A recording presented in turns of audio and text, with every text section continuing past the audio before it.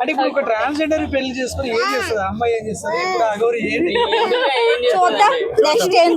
Lesbian marriage ఇప్పుడు అగోరి మోసపోతుంది అనుకోవచ్చు, అమ్మాయిలు అగోరి ట్రాప్ చేస్తుందా లేదా అగోరి అమ్మాయిలు నువ్వు అడిగిన క్వశ్చన్ సమాధానం నా దగ్గర. నేను అగోరి పెళ్లికి వెళ్ళడానికి నేను రెడీ అయ్యి వచ్చాను. అగోరి వాళ్ళకి గిఫ్ట్ కూడా ఇచ్చాను. వాళ్ళకి గిఫ్ట్ ఇవ్వడానికి రెడీ అయ్యాను నేను.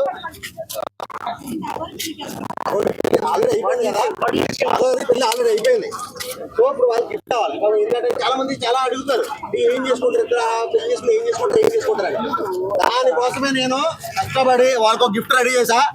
గిఫ్ట్ చూస్తారా మీరు అందరూ? అగోరికి వెళ్తున్నాను ఇప్పుడు.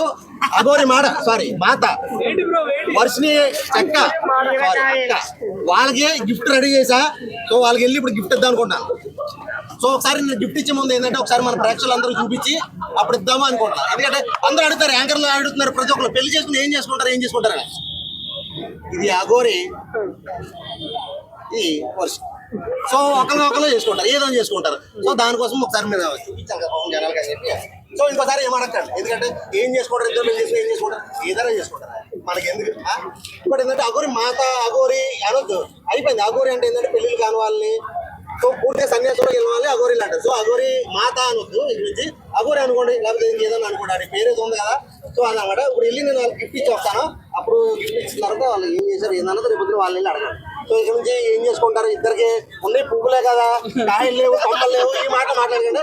ఏదైనా చేసుకుంటారు. కూరగాయలు ఉన్నంత వరకు వాళ్ళకి లోటు లేదు. నేను చెప్తున్నా, వంకాయలు, క్యారెట్లు, ఇలాంటి కాయలు, కూరగాయలు ఉన్నంత వరకు వాళ్ళకి ఏ లోటు లేదు. గిఫ్ట్ ఇచ్చేసి వచ్చి మళ్ళా ఏమో నాకు డౌట్, దూరంగా నుంచి అని ఇచ్చేసాలి. అగోరి ఆల్రెడీ మొక్కలు కనబడుతుంది, చాలా మీద ఆడుతున్నారంట. ఎందుకో అందుకే బాబు నీకు వసూలు ఇచ్చాను, ఎంత తక్కువ వాళ్ళ అన్ని మీద పడ్డాడు. ఫస్ట్ వర్షినల్ అన్ని మీద అక్కడెక్కడ పని అవ్వలేదు, అందుకని చెప్పి చెల్లి మీద పడ్డాడు.